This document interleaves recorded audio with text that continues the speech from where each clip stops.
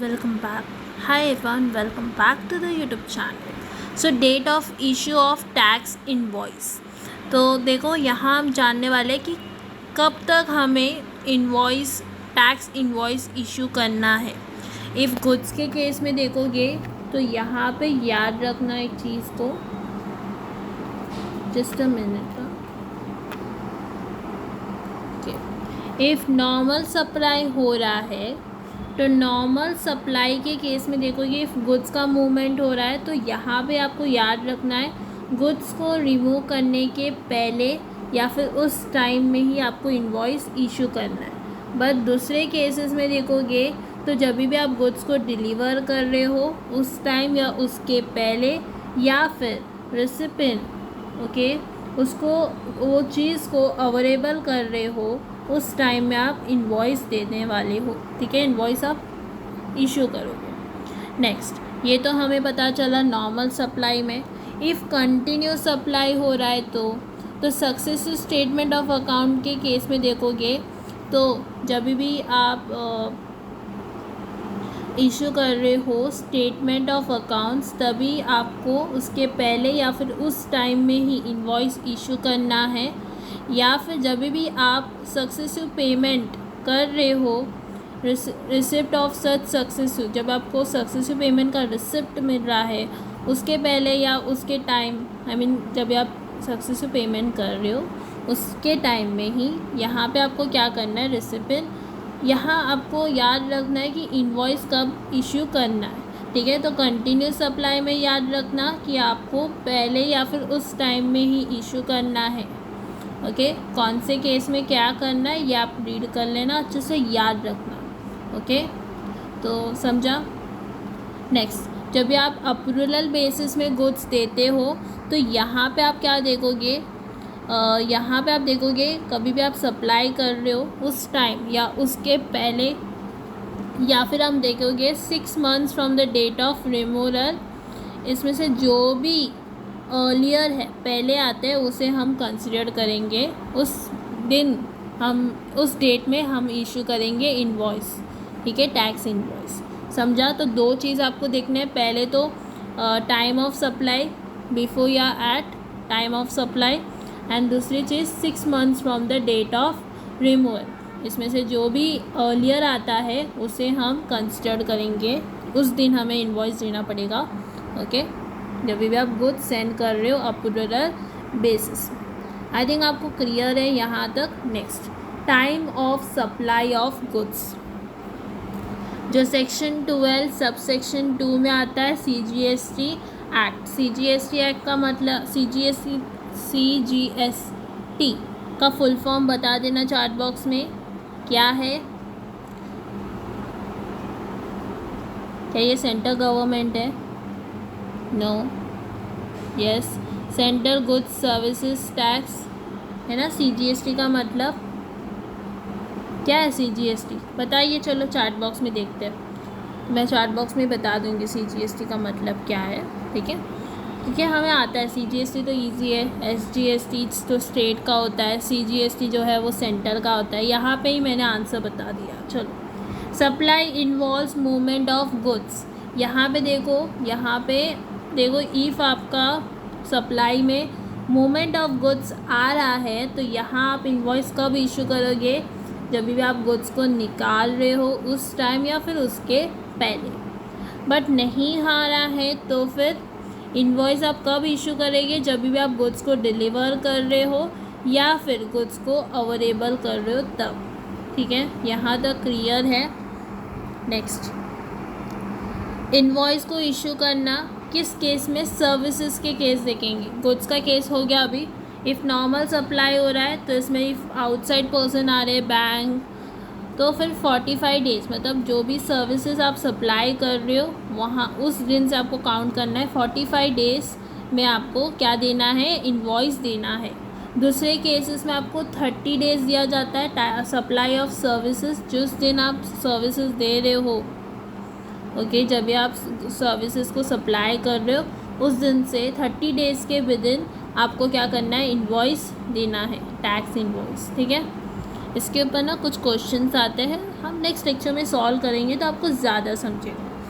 Continuous supply हो रहा है तो कंटिन्यूस सप्लाई हो रहा है और आपको ड्यू डेट पता है, तो यहाँ पे जो भी पेमेंट आ रहा है,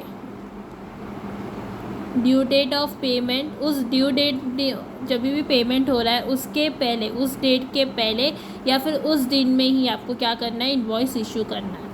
इफ़ आपको पता नहीं है कि ड्यू डेट क्या है, तो जब भी सप्लायर को पेमेंट मिलता है तभी उनको इन्वॉइस देना पड़ेगा। देखो यहाँ पे आप सप्लायर हो तो इसलिए ध्यान रखना। In case where the payment is linked with the competition मतलब कुछ चीज़ आप कंप्लीट करने की बात या पैसे देने वाले हो, तो जब भी इवेंट को कंप्लीट होता है उस दिन या फिर उसके पहले आप इन्वॉइस दे दोगे, ठीक है, इशू करोगे, इन्वॉइस इशू हो जाएगा। Next, type of supply. देखो, goods under section 12 CGST act 2017।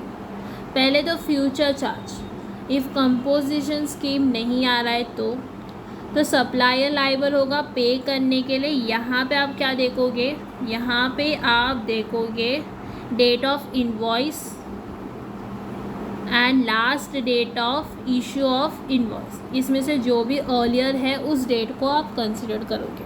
But composition scheme आ रहा है तो यहाँ पे आप date of issue of invoice देखोगे, फिर डेट ऑफ इन्वॉइस देखोगे, फिर डेट ऑफ पेमेंट देखोगे। इसमें से जो भी अर्लियर आता है उसको आप लोगे।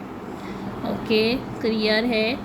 फिर रिवर्स चार्ज में देखो, रेसिपिएंट जो है वो लायबल होता है पे करना टैक्स को। यहाँ पे आप क्या करोगे, गुड्स के रिसिप्ट के डेट को देखोगे या फिर डेट ऑफ पेमेंट को देखोगे या फिर 31st date from the date of issue of invoice देखोगे। जो भी अर्लियर है उसको कंसिडर करोगे। इफ़ पॉसिबल नहीं है इस केस में डिटरमाइन करना टाइम ऑफ सप्लाई, तो जो अपना टाइम ऑफ सप्लाई है वो क्या होगा, date of entry in the books of accounts of recipient, ठीक है। तो ये गुड्स का हो गया। अभी सर्विसेज के ऊपर आ जाओ। सर्विसेज में देखोगे तो फिर फॉरवर्ड चार्ज में invoice issued with in a time limit. आपको एक टाइम लिमिट दिया गया है, जो अभी हमने देखा था कि कब इशू करना है, कब तक, तो उस टाइम तक आपने इफ़ आपने इन्वॉइस इशू किया है, एक मिनट,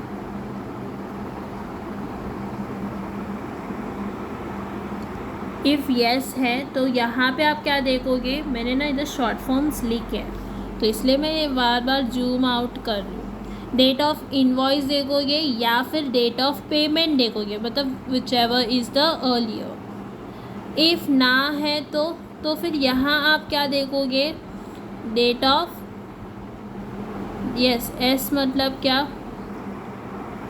ओके। इफ़ ना है तो आप देखोगे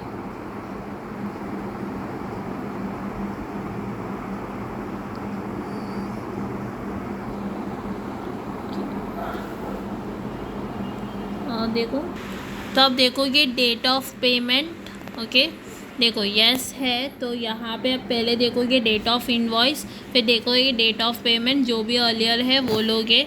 इफ़ नो है तो यहाँ पे आप क्या देखोगे, date of completion of services, कौन से डेट में ये कंप्लीट हुआ है उस डेट को देखोगे। फिर पेमेंट रिसीव्ड, विच पेमेंट जब आपको मिला है वो जो भी कम है, जो भी पहला आता है वो आप कंसिडर करोगे, ठीक है। फिर रिवर्स चार्ज में देखो, earlier the payment received earlier, मतलब पहले आप देखोगे पेमेंट रिसीव्ड वाला, डेट ऑफ पेमेंट देखोगे, उसके बाद आप देखोगे 61st day from invoice date, ठीक है। उस इन्वॉइस डेट से 61st डेट को या फिर डेट ऑफ पेमेंट जो भी अर्लियर है उसको आप कंसिडर करोगे।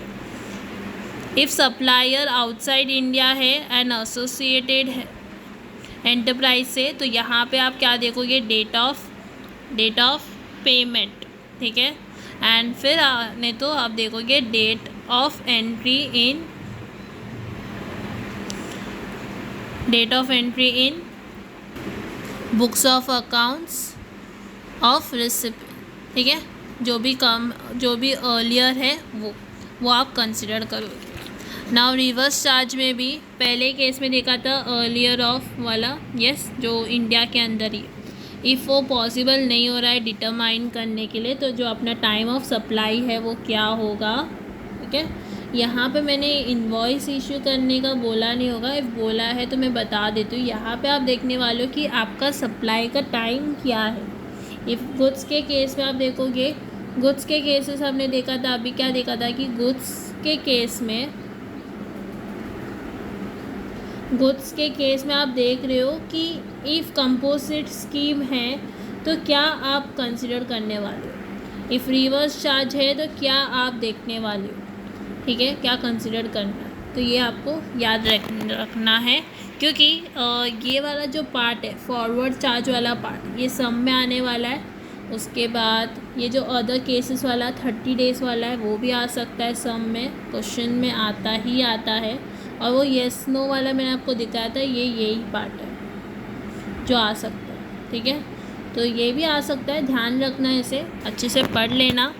हाँ, तो यहाँ पे कंटिन्यूस सप्लाई में जस्ट ये insurance of statement of accounts, receipt of such successive payment, I think आपको यहाँ ये वाला क्लियर है, ओके। सो आज के लिए इतना ही। Thank you friends for watching this video. कुछ भी डाउट हो तो मुझे आप लोग इंस्टा में बता सकते हो, प्रिंसेस नायक 8 में।